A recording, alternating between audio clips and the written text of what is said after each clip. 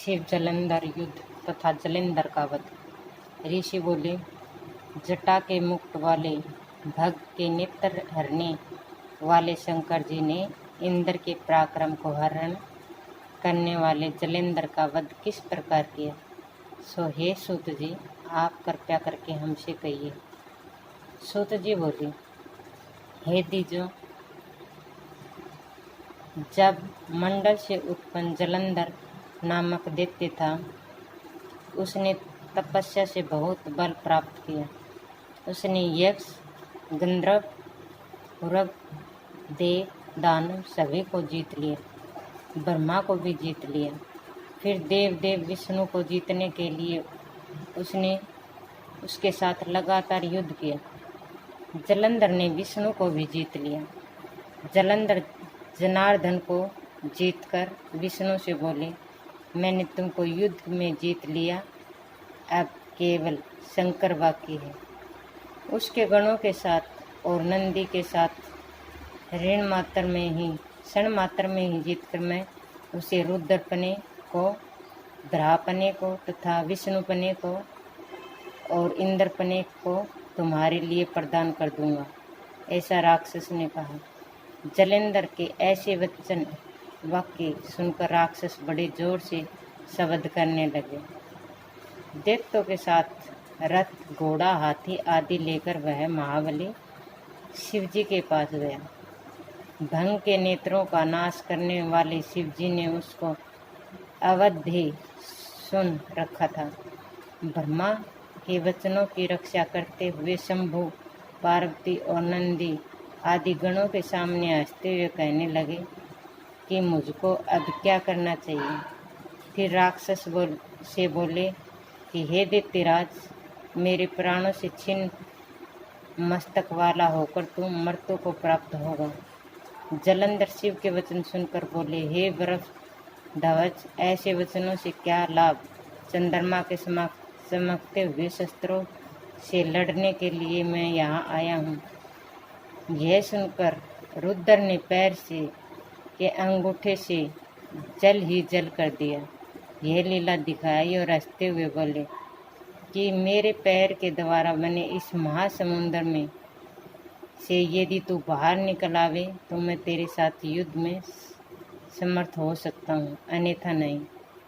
हंसता हुआ जलंधर बोला, हे शंकर, तुझे गदा के द्वारा और देवताओं सहित इंद्र को मारकर मैं चराचर को हनन कर सकता हूँ, जिस प्रकार सर्प के बच्चों को गुरुड़ मार सकता है।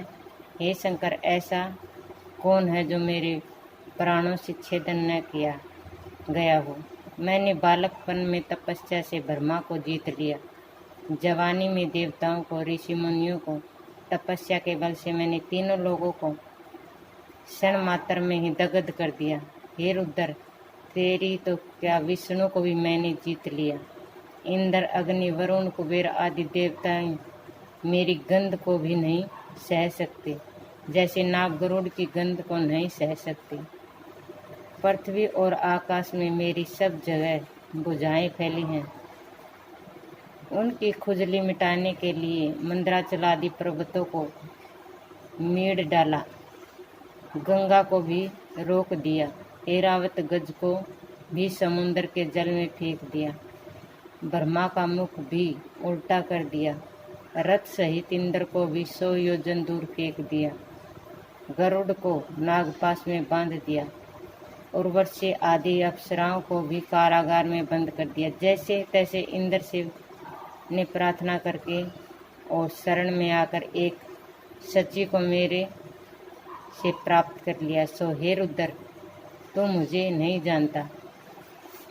ऐसा कहने पर महादेव ने नेत्र की अग्नि द्वारा उसका रथ भस्म कर दिया और दृष्टि मास्टर से अन्य राक्षसों के घोड़े, रथ आदि को दग्ध कर दिया। वह दैत्य चलायमान नहीं हुआ और मरे हुए बांधवों को सोच भी नहीं किया, सूर्यदर्शन चक्कर से रुद्र को मारने को तैयार हुआ। सूर्यदर्शन चक्कर को चलाने के लिए जैसे ही उसने अपने कंधे पर रखा, जैसे ही सिर से लेकर पैरों तक दो भागों में कटकर पृथ्वी पर गिर गया, जैसे वज्र से कटा हुआ पर्वत गिर गया हो। उसके रक्त से संपूर्ण जगत व्याप्त हो गया और रुद्र के नियोग से उसका मांस भी रक्त हो गया। वही रक्त महारौरव नरक को प्राप्त हो रक्त का कुंड बन गया। जलंधर को मरा देखकर सभी देव, किन्नर, यक्ष आदि हर्ष से गर्जना करने लगे। हे देव, अच्छा हुआ आदि कहने लगे। इस जलंधर का वध को कोई पढ़े, सुने या सुनाए, वह शिवजी का गणपति रूप को प्राप्त होता है।